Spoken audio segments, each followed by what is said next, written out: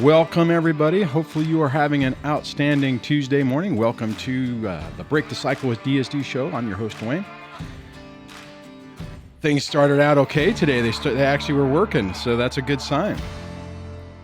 But before I jump into this, just want to say that I'm not a therapist. I'm an individual who's been through an experience probably very similar to yours. And as a result of that, I had to develop some tips and techniques to basically save my sanity that I share with you to hopefully help you do the same, to get your life back, break the cycle of emotional abuse, minimize the damage, get your life back, and hopefully undo parental alienation if you're dealing with that as well. As always, if you think you have a diagnosis but it hasn't been done by a clinician in a clinical environment, be careful of that. You don't want to go around throwing around terms, calling your ex names, diagnosing them, because you don't want to get into a situation where someone says, well, how did you come up with that diagnosis? And you don't want it to be that you did it. Now, if you have a medical clinician who has done that, that's a different story. But just be careful about that. If you like what we do here, you can become and support, or you can become a channel member and support the show. You can do that over at youtube.com/dadsurvivingdivorce and just look for the join button. I appreciate all the channel members. We have a handful at the end of the show. I scroll the names of the people who are supporting the show, so I really appreciate that. If you want to get text notifications of this so you don't miss it when it's live, you can text DSDLIVE to 844-598-0012, and that will add you onto the list to get text notifications, which, if I remember correctly, it did go out today. And speaking of numbers, the phone lines are open. You can call in and participate in the show at 1-424-373-5483, 1-424-DSD-LIVE. And the You Get to Be You podcast series is still going on. My episode's coming up this weekend. But if you haven't signed up, you can do that by going to yougettobeyou.com/Duane. And I think for a period of time, you'd still be able to listen to all the previous episodes and the previous guests and get their free gifts and all that stuff if you're so interested. So you can, again, do that over at yougettobeyou.com/Duane. So hopefully you guys are doing outstanding today. I have an interesting show for you. This kind of came out of a discussion, a coaching call I recently did. And when we get into it, it'll be basically talking about the difference between, individual battles compared to the overall objective, final objective of what you're trying to do, or what I normally call the war. But we'll get into that momentarily. Let me just check to see if everybody's here. Looks like we got a few people jumping in, so I'm just looking at my stuff to make sure that I set everything up right, because sometimes I mess up, especially yesterday. Not after yesterday's show, but starting up for yesterday's show was just a train wreck. That was really bizarre, but I think I got it fixed. We shall see. So, got a few people here, and we have somebody from Romania. So, hey, Mike, welcome to the live stream, and welcome to our welcome from Romania. That's pretty awesome. So, all right, I'll jump into this. Again, this discussion came up after a coaching call I recently did, and you guys, anybody who's a longtime viewer of this channel knows I often use the analogies of wars and battles and the differences between being strategic and tactical in your decision making. And I think one of the biggest problems that people get into is they get so fixated on whatever is happening at that exact moment. And typically it's almost a trap to where it's like, okay, if I can give you this shiny object to focus on, and if you focus on that, you could lose sight of exactly your best decisions to help you forward and ultimately undermine what you're trying to accomplish. And that's really the big difference between focusing on the end game, focusing on winning the war, as opposed to the little, and they're not necessarily little, but the different battles that you actually go through. The first question you really have to ask yourself is, does this little smaller issue in comparison to the overall objective you're trying to reach, does it help you achieve that?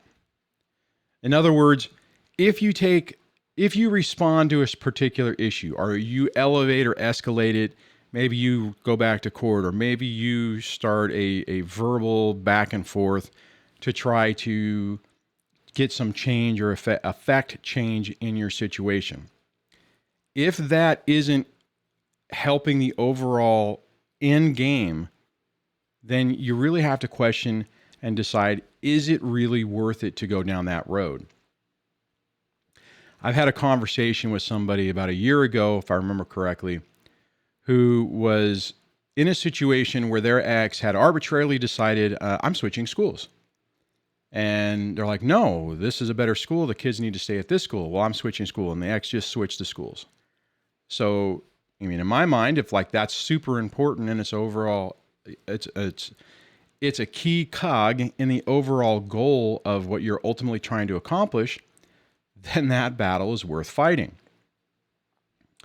The problem is sometimes you lose sight of what is really important. And in this particular person's story or situation, they went and they said, nope, this is really important. I have to put my foot down. This is setting up a cascade of problems that I just can't have.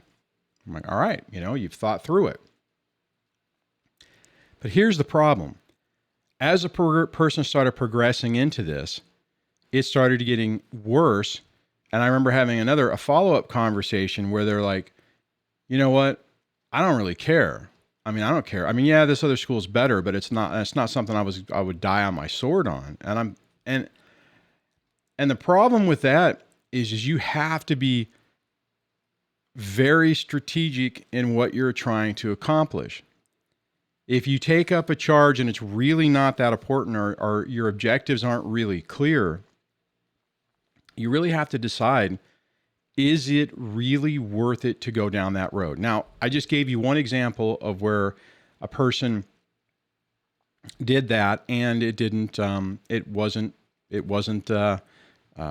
worth it. Things that were starting to degrade to the point and costing them so much money. And it was like, you know what? I didn't even really care about this. So then you're having to undo, back out of what you're trying to do. And part of the problem with a toxic narcissistic person, anytime you roll around in the mud with them, so to speak, and you give them a victory, or they perceive victory, or they perceive that they win, it actually tends to make things a lot worse. So that's the other part of this, is you have to anticipate what will go wrong and really think about it and be prepared for that to happen. So for instance, if let's say, going back to that school analogy, if that was really important to me and I'm like, okay, you know what? I really think the kids need to be in this school. This is important for their future. I mean, this is an issue that I have to go to battle on. And I'll get to another example where you really do have to, you really do have to go through it. But in this example, and it's so important to me that I'm willing to do it because maybe education is super important, maybe whatever the reason might be. But I have to be 100% committed to that and realize that if I lose, at least it's worth the cost. At least I attempted to do whatever. And although maybe the outcome wasn't what I wanted, it was worth it. Now, again, the school thing is one of those things where it's really tough because it really depends. Like I said, this one other person was like, well, why am I even fighting this? I've dumped $5,000 or whatever the number was down the tubes. It really hasn't accomplished anything. This is just getting worse and I don't really care. And in that particular situation, brainstorming with the person, I'm like, well, can you back out of this in a way that minimizes your damages so that you're not giving them a huge victory that empowers them and just tends to make things worse? Or, well, yeah, that, or just get to a point to where you can say, okay, you know what? All right, maybe let them feel like they won, but not have it be, turn into a big, huge problem. I think that the situation where you really don't have much of a choice is whenever it comes to time. Whenever you're being effectively, your time's being reduced with your kids. Let's say you had a visitation schedule, or let's say you're at the beginning. You're at the beginning of this whole process. There is no order, so pretty much either one of you can do whatever you want. And you start out with some schedule, and then after a while they realize, oh crap, this isn't, this is too beneficial to the other person, so I'm going to start limiting the time. I'm going to start saying, for the good of my kids, because they're always their possessions, right? It's never our. It's always for the good of my kids. I've decided that seeing you one extra day is killing them or is hurting the kids, and because they're such the wonderful parent, they've made the unilateral decision to limit your time. In that situation, in my opinion, and again, you could still use the same criteria, and maybe for you, the answer is no, it wouldn't be a battle that you really needed to fight. For me, that would be that's a huge issue, because I know that it cascades into other problems. You start losing time, you go from 50-50 to 60-40, 70-30, 80-20, whatever the deal is. You go from joint, like in the United States, joint legal, joint physical custody to primary custody. So somebody has our sole custody, where somebody has all the decision-making issues. Again, if you don't care about that, not an issue. If you do care about that, then that's an issue. For me, I did, because I knew that every one of those little battles that I lost would effectively lose, again, using this war and battle analogy, would lose the war. In my situation, I knew that if I didn't get 50-50, every percentage point that went towards her increased the odds that she would be able to at some point say, you know what, I don't want to live here anymore. I want to move thousands of miles or hundreds of miles away to move someplace else and affect a change in custody because of a move away. If you're at 50-50, it makes it a lot harder for someone to do that. And for someone who's wanting to move, if you've established your location, you've established where they're at, you can basically walk into court, even as the father, and say, hey, here's the situation. The kids' schools are here. Their extracurricular activities are here. Their coaches are here. Their church is here. Their friends are here. For the best interest of the child, it's better to stay in this environment because it gives them the most stability. Then the other person has to basically argue and say why moving would be in the best interest of the kids. And that's really a tough, depending on where you're at, for the most part, it's a really tough argument to make. You can't just say, well, I'm moving because it's better for me because I have a better job. Well, that's not necessarily better for the kids. I'm moving because it's closer to my family. Well, at least in California, at least in my county, that was not a criteria. Whenever that issue came up, because that was one of the pushes for it, was to say, well, I want to move back home, quote unquote, to 7 or 3 or 4 states over. In other words, a 2-day drive. And the best interest is because my family is there, and that's where I grew up. And basically the system, the evaluator was saying, that is not a good, compelling reason and in the best interest of the kids.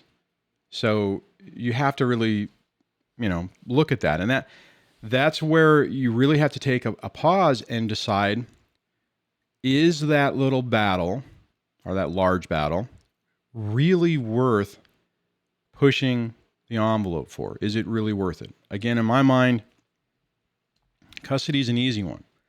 Absolutely easy. School could be. In my situation, it was a big one and worth fighting for, because I knew that if the kids weren't going to the school that was effectively, on the base I worked at, I wouldn't be in a position to take them to school. I wouldn't be in a position to pick them up. It would be nearly impossible for me to have a 50-50 custody.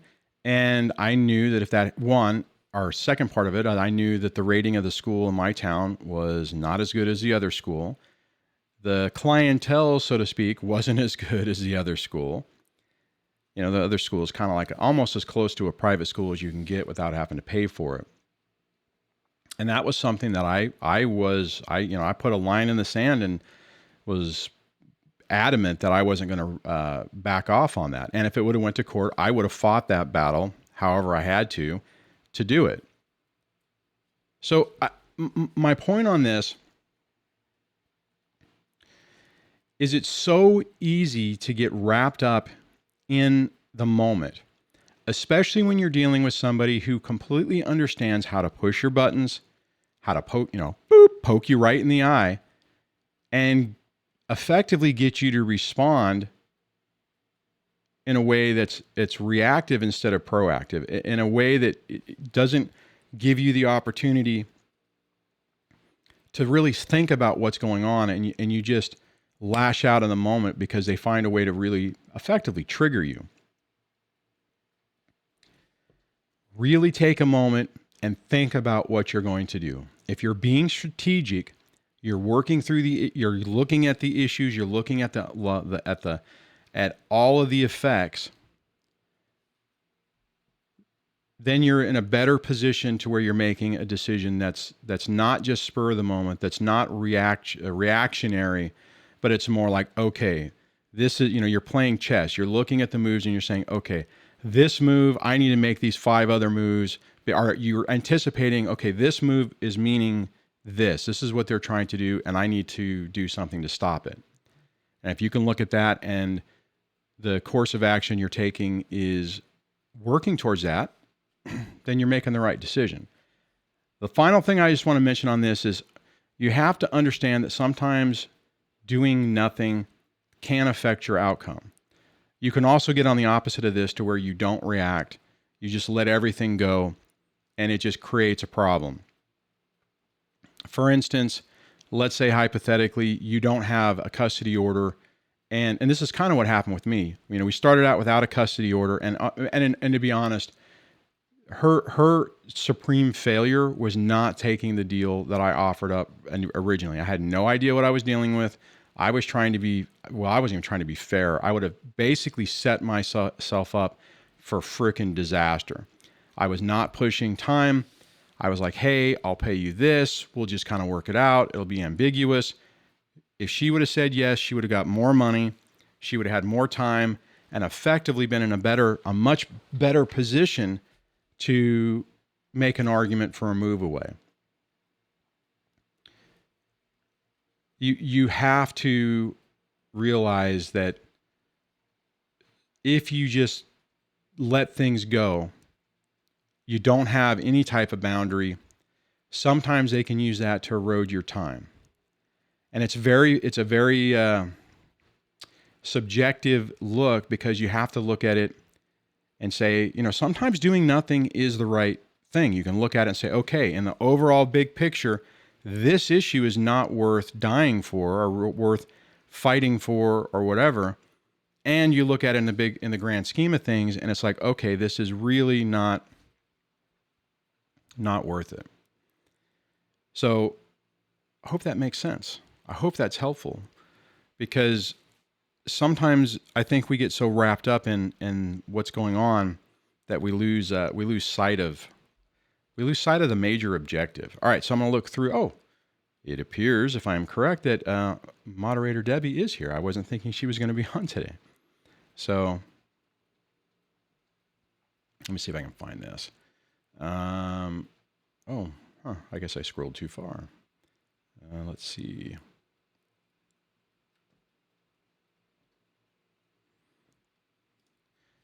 Jerry asks, let me move this around a little bit. Whoops, that's not what I wanted to do. That's what I want to do. I want to shrink it up a little bit. Do you think it gets better if they get remarried so they have someone else to focus their narcissism on? Sometimes.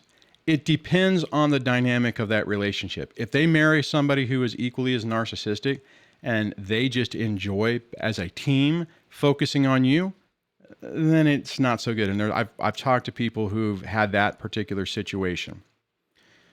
However, most of the time when they have a new person in their life, they are focusing most of their attention on that. But it really depends. So sometimes I was going to try to say, like a stereotypical man-woman thing, but I've seen it both ways.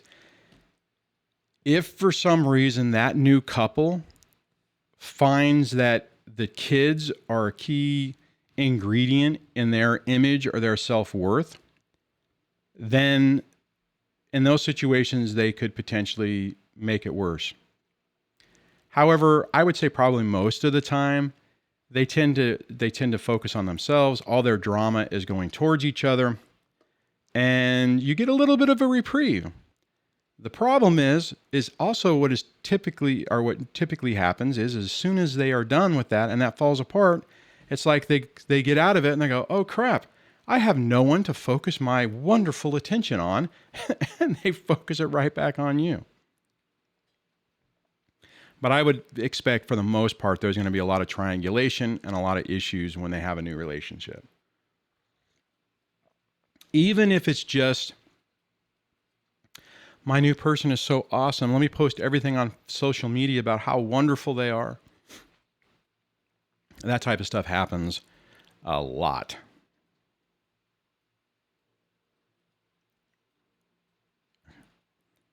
All right, let me look and see what this one is. Aaron in Oz says, not in my experience, new husband was alienated child who teamed up to pass on his own family legacy. Yep, see, that's exactly what I was talking about, and that also happens. All right. All right, it looks like I have a caller, so I will go to them.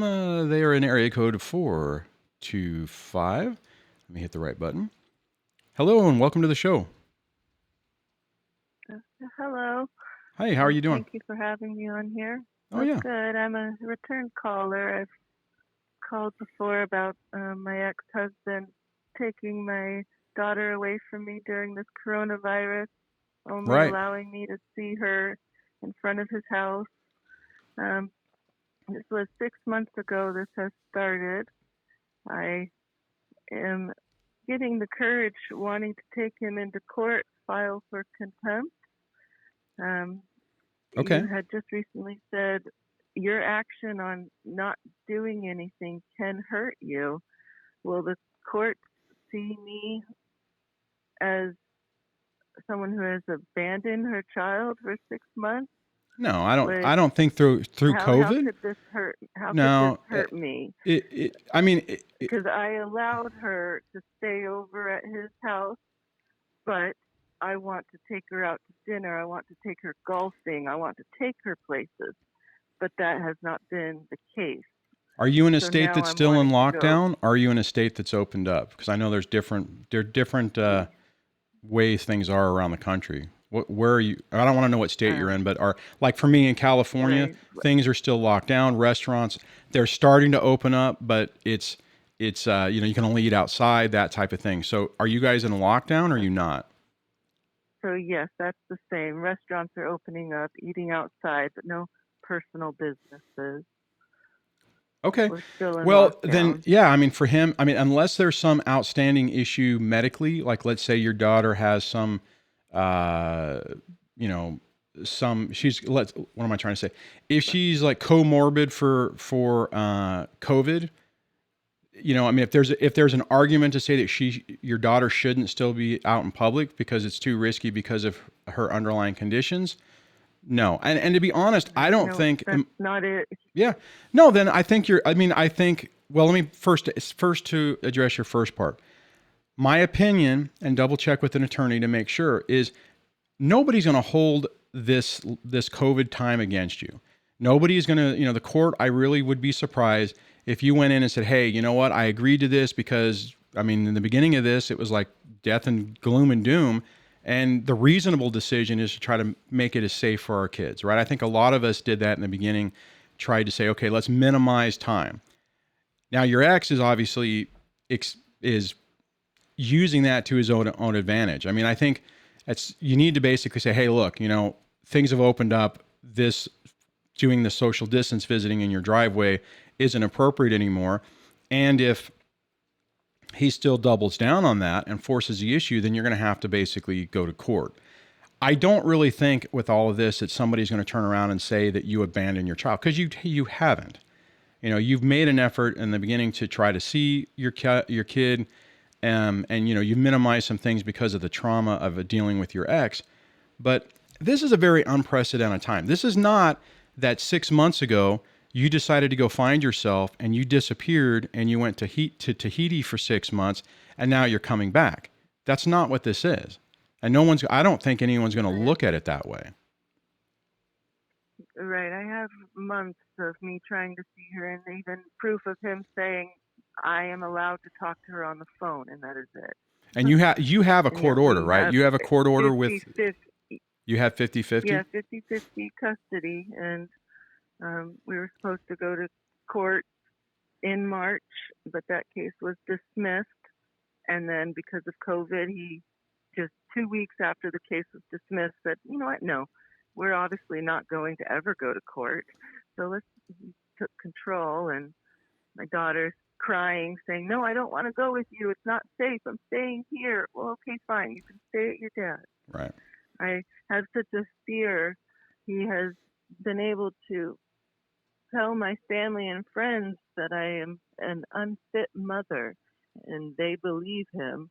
So I have such a fear of going into court for him to able to do that. But I don't know why I would be so fearful, because they look for proof, right? Not right. No, the only way you would have a fear is if he's turned everyone against you and you have a laundry list of your family and friends who are going to march into court and say I have no one in my life, but they have no proof. It's all Devin says this. Yeah. Sorry, names. Yeah, no, I mean, and even honestly on that, I mean, for the most part, unless you've done something with proof, most of the time the courts aren't going to turn around and say, oh, okay, all right, yeah, this one person says you're a bad person and we agree to it. Now, if you do something that allows them to paint that picture, he pokes you and triggers. Yeah. I mean, yeah, exactly. I mean, and that changes things, right? I mean, if you end up taking the bait and doing something that validates the story he's trying to put out there, yeah, that could hurt you. But do you have an attorney? I did 6 months ago, but I refunded the case. You could do one or two, or you could do a couple things. I mean, you could say, hey, look, buddy, insert name. Things are opening up. Maybe schools, like out here, schools are still, they're virtual. But I mean, you can make an argument saying, look, all right, this has been long enough. Things have calmed down. We know how to deal with it. We know how to social distance. We know how to wear a mask. We know how to do all those things. So this isn't appropriate anymore. It needs to change. And if it doesn't, I'm taking you to court. And if he backs off, then great. If not, then file and get an attorney if you need one. I would probably recommend it just for the anxiety aspects of it for you, just so you have somebody who's dealing with it so you're not. Because I would imagine, because I know for me, even me personally, in the early parts of this, having to try to deal with the legal side of this on my own was too stressful for me. So I wasn't, personally, I didn't feel like I was able to do it. And then just mash the button on it and get the court order enforced. And I think that unless he can come up with some reason why some circumstances have changed that 50-50 doesn't work anymore, I don't see any reason why why the court would turn around and say, yeah, you know what, you guys were doing 50-50, but no, not anymore. So, but I mean, that's what he's trying to do. He's trying to beat you down and set a precedence that your daughter's always with him. But you know what, even if that happened, you need uninterrupted access to your child. Let's say worst case, and I hope that this doesn't make you tense up or anything, but worst case, if they turn around and said, okay, you know what, yeah, fine, the child should be with dad more, you still would get time to go do something with her. And that's what you need. You need to be able to, not in his driveway, go take your daughter and go sit on a patio and have a coffee outside, or an ice cream, or whatever the heck it is that's open in your area, or heck, even if it's just walking in a park or going to your house for a couple of days. That's what you need. And unfortunately, right now, he's setting up a scenario where he's leveraging this COVID fear, probably pushing it on your kid to try to keep that going as much as possible. And you're at a point now, especially now that things are starting to open back up, that you're completely valid to say, no, we're not doing this anymore and we need to switch. Yes, I am. Have been saying all of those things to him. I just need to go into court and file these things. Yep. I am too scared of him. He's very charming. He always seems to get what it says anything, and people believe him. Well, again, the issue is that he would have to have some example or some evidence of why you're a problem.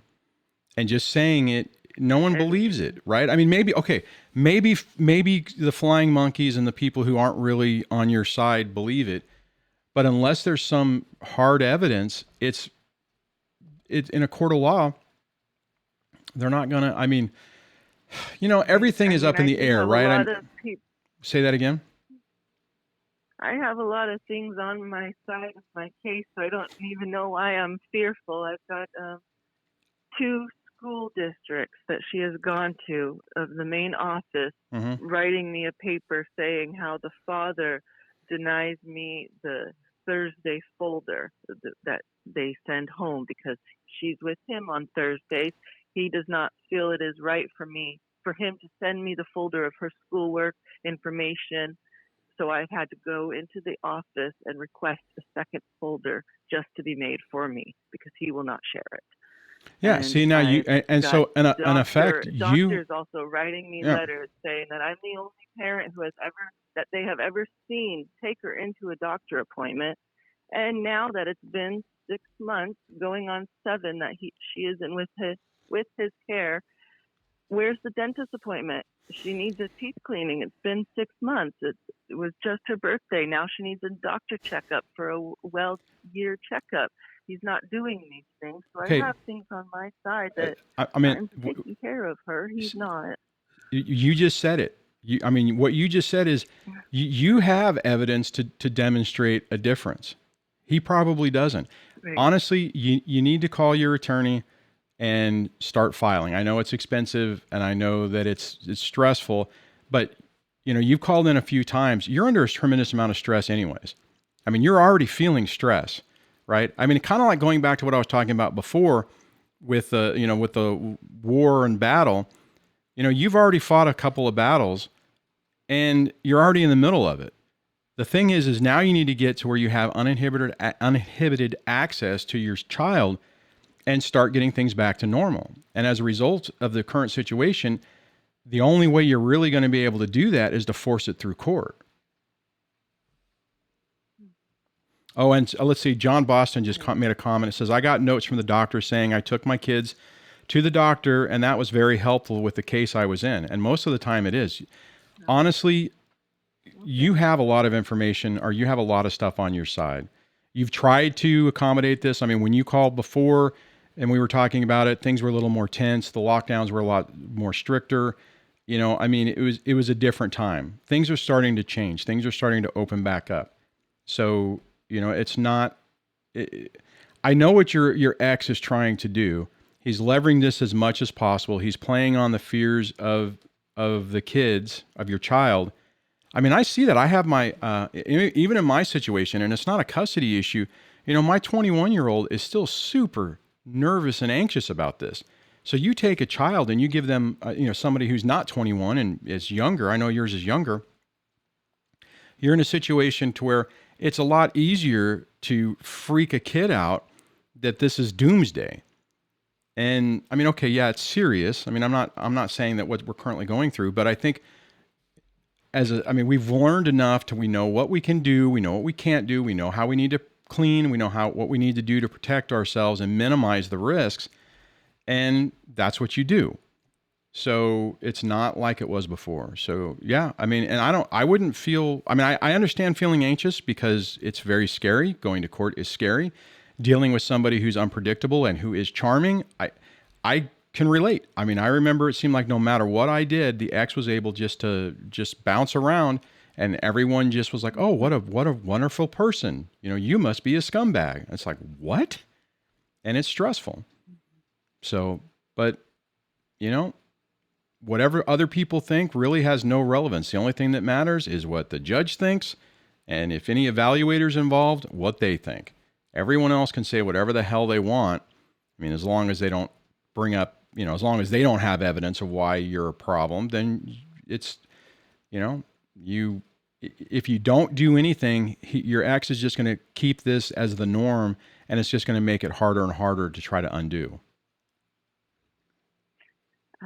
I thank you so much. I have no one on my side to talk to my concerns about. Just having to call you and feel some validation and talking to that. No, everything is okay. I'm not who he's trying to portray me as, even though everyone in my life is. No. Yeah. So I thank you so much. Yeah. Hey, and check out check out the Discord. And I'll show the link here in a moment. But there's a community of people on there who all understand what you're going through on both sides, both the dad and the mom side. And there's a support group there that could be of benefit. I would encourage you to sign up for that, just so you have some other people throughout the day that you can brainstorm with, or just vent if you need to, and not have to worry about people, judging on you. All right. You said it was called Discord? Yeah, I'll put, just right after this, as soon as we get off the call, I'll bring up the link and tell you how to find it. All right. And put it on there. Okay. Thank you so much. All right. Have a good rest of your day.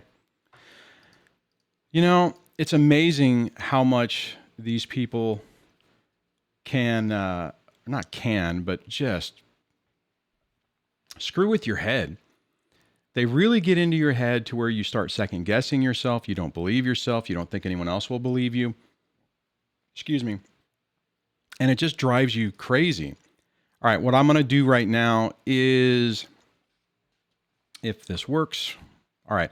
To get to the Discord invite, just go to the main YouTube page. If you're listening to this on the podcast, it's youtube.com/dadsurvivingdivorce. When you get to the main banner page, which I need to update, but in the top of the banner, there are 3 links. One is for the website, one is for PayPal, and the little one on the right is Discord. If you click on that, it is the invite link to get you into the Discord. When you first click on it, it will say, if it loads, when it finally loads, it'll say, hey, welcome to the Discord.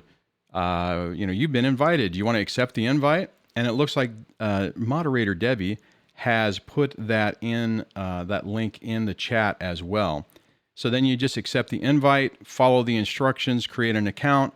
You can have an app that runs on your phone or your computer, or you can just use it through a web browser. That's typically the way I've been using it lately. And that will get you in. I'm not switching now. All right, so now I'm trying to get back. It's funny how things just stop working sometimes. Jeez, I don't know what's going on. I'm getting really frustrated with this computer thing. So let me close that out. So, man, I don't know what is going on with my system. It's really getting frustrating. Let me see if I can okay, so now it's working. I don't like being in a situation where you do something and you just don't know if it's actually going to work. All right, let me see. I think there was another comment or a couple of comments I missed, or just one. All right, let me see if I can find this from Jerry. I am scrolling up. All right, I found it. And there it goes. Jerry says, being subject to the abuse after a 30-year marriage, I am super paranoid to get into another relationship. Did you go through these types of feelings? How does one overcome them, if yes? I would say that in the beginning, not that I didn't, but I wasn't healed from this, so I didn't think I had a problem. So I got into a relationship too soon. I had one that I got into right after before even the divorce was final. And that was interesting. I mean, that was kind of good, because it was like a quick example of, hey, not everyone is like the ex. However, I wasn't ready for it. And even when I got into my relationship with Debbie, and we've been together for a little over 6 years, let me hide that. I thought things were good. I hadn't dealt with anything. So it was one of those things where the ex was leaving me alone. I finally kind of got what I thought was my new battle rhythm. I had taken all that pent up frustration and anger, and I put it in a box and I put it underneath the bed, and I thought, man, I am good to go. I was not good to go. I was not good to go. What happened is as soon as the ex found out that I was dating somebody, it was like Pandora's box has been opened. The gates of hell were cracked open, and she released the hounds. Release the hounds! And it turned into a complete disaster. And since I was not healed, all those things, that box that I had lightly put little tape on and put underneath the bed, sprung open, and everything just came out. It was horrible. It nearly destroyed my relationship with Debbie. I actually got to the point that her treating me well was screwing with my head, because I couldn't wrap my head around how somebody would treat me with respect, would respect my boundaries, would be caring and loving, and not demeaning, not putting me down, not taking every little moment to go, oh, let me just go right in your eye. And it messed with me. So my take on that, Jerry, you need to spend time healing yourself. You need to spend time being okay with just you before you get into a relationship. And there's a couple of reasons why that's super important. One is being able to be okay in your own environment, be okay being just with yourself. Because when you do that, if you allow someone, even a friend, if you allow someone into your life and you're like, this person's toxic, I don't need this garbage in my life, it makes it so much easier to say, you know what?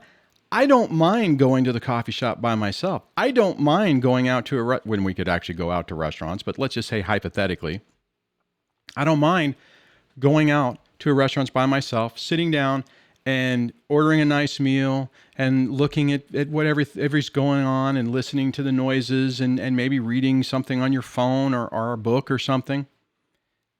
It was hard for me to get to that point. But when you're okay with that, then you don't allow abuse into your life. Then if you recognize somebody who's abusive, you'll say, no. Okay, second part. That's the first part. The second part is you have to deal with the trauma of the 30 years of abuse that you dealt with, and whatever before that enabled you to be primed to do that, which more than likely was your childhood. So if you were in a 30-year relationship, that means you probably have another at least 18 to 17 to 20 years that you grew up in an abusive household. So in that situation, you got 50 years that you need to process and give yourself time to do. The easiest way to know if that's working is, are you being triggered by things, events? Does your ex still trigger you? If the answer is yes, you need to wait and you need to work on yourself. If you are in a situation where you're at work and someone says something to you and you have a triggered response. Typically in that situation, and what I found for me personally, is it was more of a PTSD, complex post-traumatic stress disorder response, because I didn't understand where the hell it was coming from. Somebody would say something, I'm like, why in the hell am I mean, like, I just completely went from having a good day to a crappy day, or I went from being happy to completely angry. Maybe I even lashed out at the person. For what? The situation is that I had all this backed up trauma that I hadn't dealt with. So when someone did something that reminded me of maybe what my mom did or what my dad did or, whatever, it was triggering back to me being, 5 years old or something. I couldn't even run. I didn't even have a path to get to that. Give yourself time to heal from this. Does that mean, how do you overcome it? Yeah, well, you said, how does one overcome them? What I just said. You got to go through that. You have to basically get okay with yourself, and then you have to deal with the demons that got you there in the first place. Maybe that's, trauma therapy is excellent. Maybe you have to use EMDR or some other type of technique to help you process those things. And I'll tell anybody listening to this, and I said this the other day, you owe it to yourself to do that. You're already dealing with this. Your eyes have already been basically open to what's going on. Go the next step. Just continue on, right?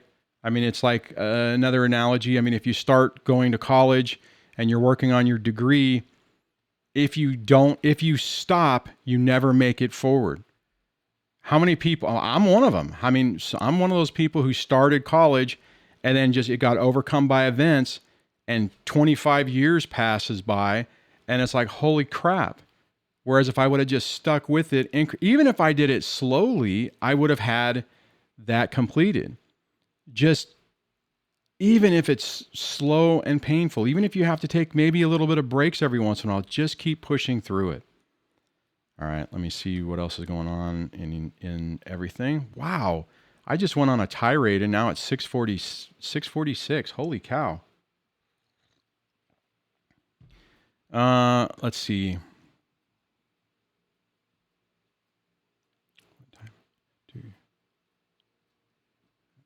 Dirty Dasher, I see your comment and I don't, says, what type of therapist do you need that? If you could clarify that, I will answer that. Let me see if I can find this other comment so I can highlight it. I'm scrolling around. Here it is. Jackie says, I stayed single for 5.5 years, did a ton of work towards healing. Now in a beautiful, healthy relationship, 6 months today, and so happy. Never thought it was possible. Let's see if I can do that in the microphone. That right there. Work on yourself, and it works out. And it's not that the difference is, what happens is a narcissistic person, they put out little feelers. They go, they do these little pokes here, pokes here, pokes here. Somebody who isn't emotionally healthy, they're going to poke and they're going to see their response and they're going to go, aha, that's a person that has low self-esteem, low boundaries, and I have an in. And then they'll play that. If they poke on you and you're if you're emotionally healthy and you're like, no, I ain't playing that, then they just move on to someone else. They might even try. They might go, well, you know what, this is enough of a challenge that I'm going to try it. And the difference is that once you've healed, you know what the hell they're doing, and you don't put up with it.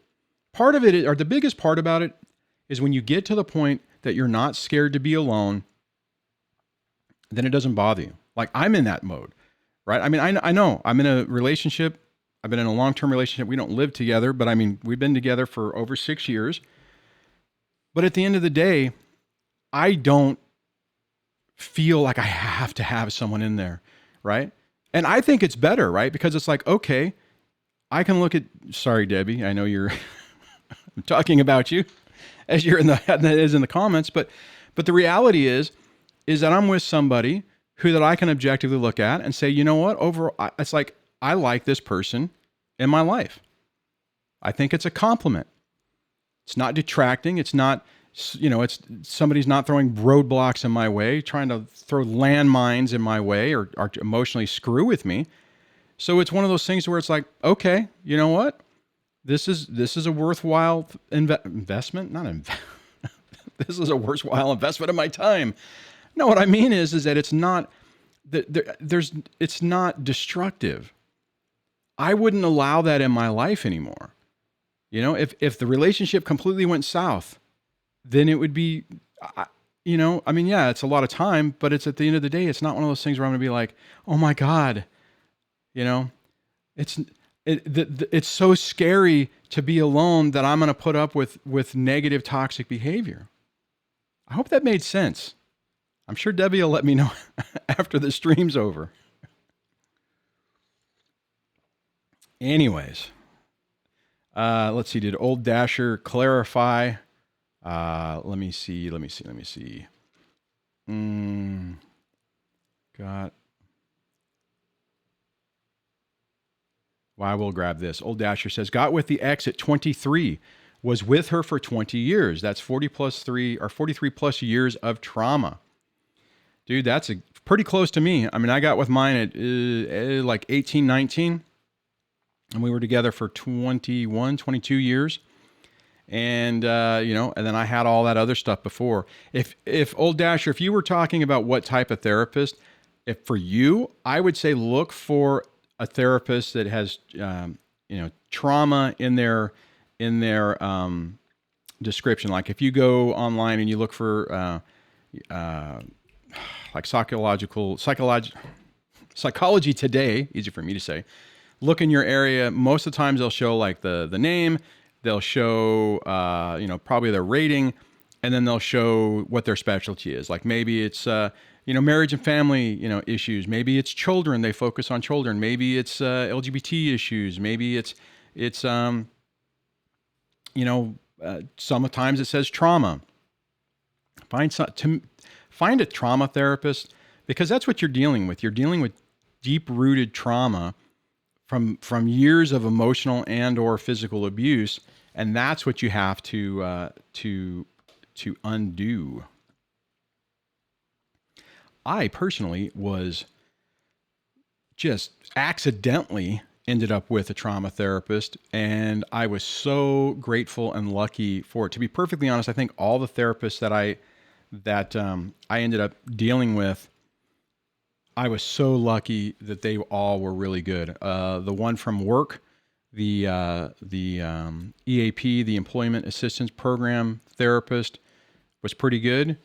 The marriage and family therapist was pretty good, even though we didn't use her for that long. The last one I had was really good. I had another one in between, but I was paying them directly, and I just ran out of money. She was actually really good too. So it wasn't a horrible situation there, but I was in a bad situation.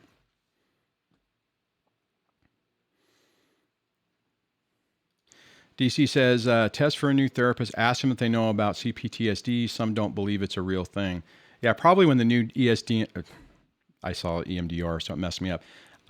Probably when the new DSM-6 comes out, whenever that is, maybe they'll change that.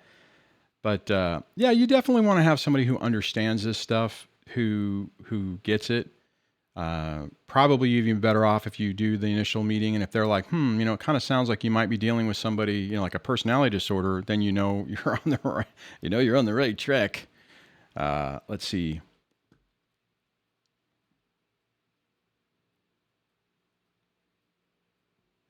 I like this. Trisha says, I've learned that my cluster B childhood now makes every first date is a job interview for NPD abuse.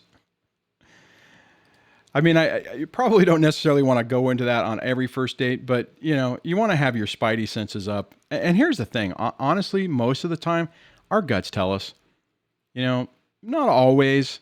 Sometimes if we haven't healed, our guts will be like, oh yeah, that's who we need to get with. Need more trauma. Anyways. All right. We are quickly running out of time. Man, how does hours just fly by? Let's see. All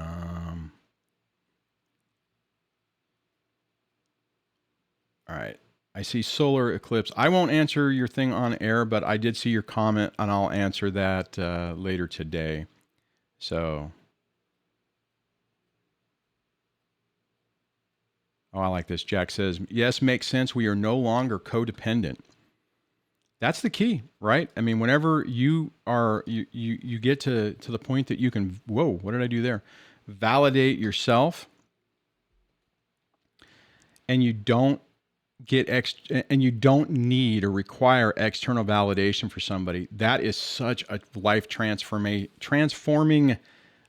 situation to be in, because when you need the approval and validation from somebody else externally, if your happiness and your self-worth is gleaned or achieved because of the admiration and validation of an external person, even if that person is a great, wonderful human being, it's not a healthy situation to be in.